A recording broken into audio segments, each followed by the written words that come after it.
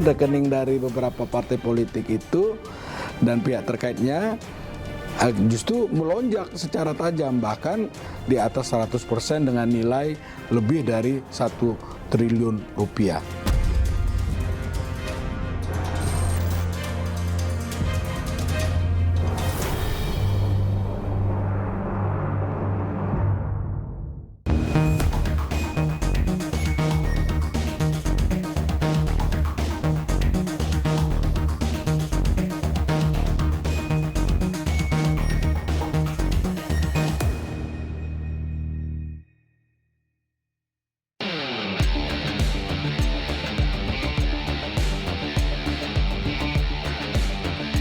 Ketiga kandidat Capres 2024 akan kembali beradu gagasan dalam debat Capres kedua yang akan digelar pada Minggu 7 Januari malam ini. Debat kali ini akan mengangkat tema pertahanan, keamanan, hubungan internasional, dan geopolitik. Ketiga calon presiden Anies Baswedan, Prabowo Subianto, serta Ganjar Pranowo bukanlah nama baru di dunia politik. Capres nomor urut 2 Prabowo Subianto tercatat menjadi kandidat yang paling sering maju merebutkan kursi nomor 1 di Indonesia. Tahun 2004, Prabowo mencoba peruntungannya dengan mencalonkan diri sebagai presiden dari Partai Golkar melalui konvensi Capres Golkar 2004. Saat itu Prabowo bersaing dengan Akbar Tanjung, Wiranto, Abu Rizal Bakri, dan Surya Paloh. Namun Prabowo harus tersingkir karena hanya mendapatkan 39 suara. Konvensi Golkar tersebut dimenangkan Wiranto setelah melalui 2 putaran. Gagal maju menjadi capres dari Partai Golkar, Prabowo kemudian mendirikan Partai Gerindra dan maju menjadi cawapres mendampingi Megawati Soekarnoputri dari Partai Demokrasi Indonesia Perjuangan (PDIP) pada Pilpres 2009. Pada Pilpres 2009, Megawati Prabowo melawan pasangan Susilo Bambang Yudhoyono, Budiono, dan Yusuf Kala Wiranto. Tanggal 8 Juli, marilah kita bersama-sama mengamankan suara rakyat, turun ke TPS-TPS, berbondong-bondong untuk melakukan perubahan demi masa depan rakyat Indonesia. Namun pada Pilpres 2009, pasangan nomor urut 1 Megawati Prabowo kalah dari pasangan nomor urut 2 SBY Budiono. Dalam kontestasi Pilpres 2014, Prabowo kembali maju mencalonkan diri sebagai calon presiden. Kali ini Prabowo berpasangan dengan Hatta Rajasa. Dengan bendera koalisi merah putih, keduanya diusung oleh 6 partai politik besar, yakni Gerindra, PAN, Golkar, PKS, P3, dan PBB. Sementara lawannya Joko Widodo, Yusuf Kala, diusung oleh Partai PDI Perjuangan, Nasdem, PKB, dan Hanura yang tergabung dalam koalisi Indonesia Hebat. Prabowo kembali harus menelan pil pahit dan menerima kekalahan dengan hanya mendapat 46,85% suara atau 62.576.444 suara. Sejumlah partai besar yang tergabung dalam koalisi Merah Putih nyatanya tak mampu merebut suara rakyat untuk memenangkan Prabowo pada Pilpres 2014. Tak menyerah untuk menjadi orang nomor 1 di Indonesia, pada Pilpres 2019, Prabowo kembali maju mendaftarkan diri sebagai calon presiden. Prabowo menggandeng Sandiaga Uno sebagai wakilnya yang waktu itu baru saja terpilih sebagai wakil gubernur DKI Jakarta. Kita hari ini baru saja melaksanakan pendaftaran sebagai calon presiden dan calon wakil presiden, di mana saya, Prabowo Subianto, dan saudara Sandiaga Salahuddin Uno. Hasil hitung suara pemilihan presiden dan wakil presiden 2019 menyatakan pasangan Jokowi Ma'ruf Amin unggul dengan perolehan 55,32% suara.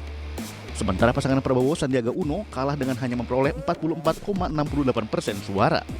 Lagi-lagi Prabowo gagal merebut kursi presiden Republik Indonesia. Untuk keempat kalinya di usianya yang sudah 72 tahun, Prabowo kembali mencoba peruntungannya dengan maju menjadi capres pada Pilpres 2024. 2 kali gagal melawan Jokowi dalam Pilpres sebelumnya. Kali ini Prabowo memilih menggandeng Gibran Rakabuming Raka, anak Jokowi, sebagai calon wakil presiden pendampingnya. Sementara calon presiden nomor urut 1 Anies Baswedan juga sempat menjadi peserta konvensi calon presiden Partai Demokrat tahun 2013-2014. Namun dalam konvensi capres partai berlambang bintang Mercy tersebut, Anies kalah. Ikut mau iuran, Mbak. Mau iuran untuk Indonesia. Jadi bukan mencari posisi. Tapi dalam konvensi kemarin kita fokus pada calon presiden. Konvensi sudah selesai, sekarang saya adalah orang yang sudah selesai ikut konvensi. Jadi bisa leluasa bergerak kemana saja. Gagal dalam konvensi capres Partai Demokrat, Anies Baswedan terpilih menjadi Menteri Pendidikan dan Kebudayaan dalam Kabinet Presiden Joko Widodo pada 2014 lalu. Menteri Kebudayaan dan Pendidikan Dasar dan Menengah, Bapak Anies Baswedan.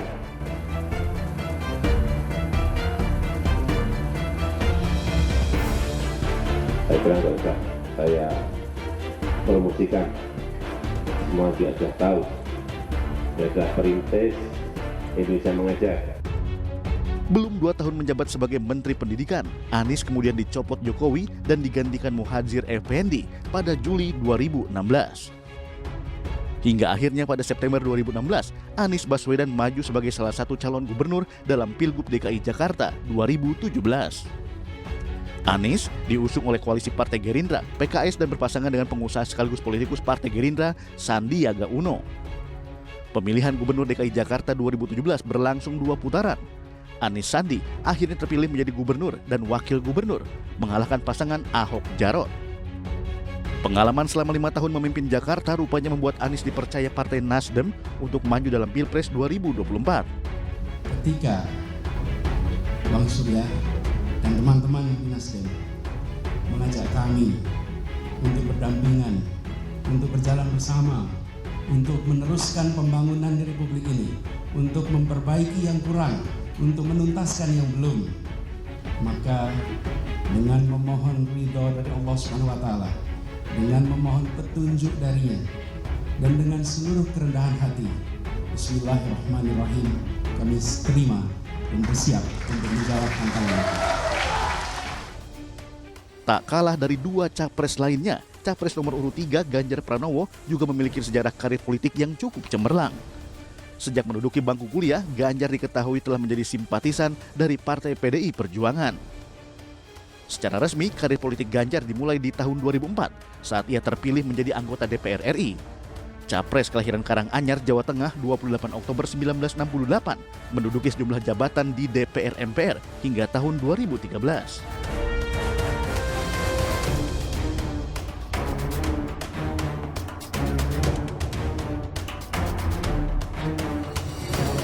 Keluar dari Senayan, Ganjar mencoba peruntungannya dengan maju menjadi Gubernur Jawa Tengah pada tahun 2013 melalui Partai PDI Perjuangan.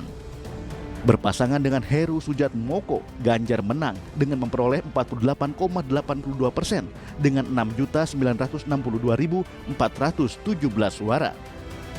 Tahun 2018, Ganjar kembali maju dalam pertarungan Pilgub Jateng. Ganjar yang kali ini berpasangan dengan Yassin Maimun kembali terpilih menjadi Gubernur Jateng untuk kedua kalinya, periode 2018-2023. Usai mengabdi menjadi Gubernur Jawa Tengah selama 10 tahun, Ganjar mendapat amanat lebih besar dari Partai PDI Perjuangan. 21 April 2023 lalu, Ketua Umum PDI Perjuangan Megawati Soekarno Putri resmi mendeklarasikan Ganjar Pranowo sebagai Capres 2024. Hari ini Ibu mengumumkan memberikan amanat kepada saya yang jauh lebih berat.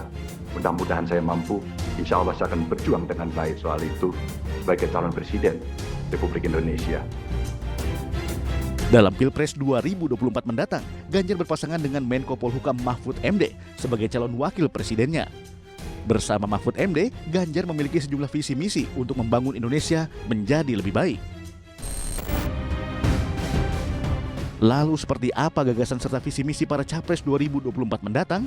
Apakah selama kepemimpinannya track record mereka teruji dan terbukti atau hanya sekedar janji manis saja?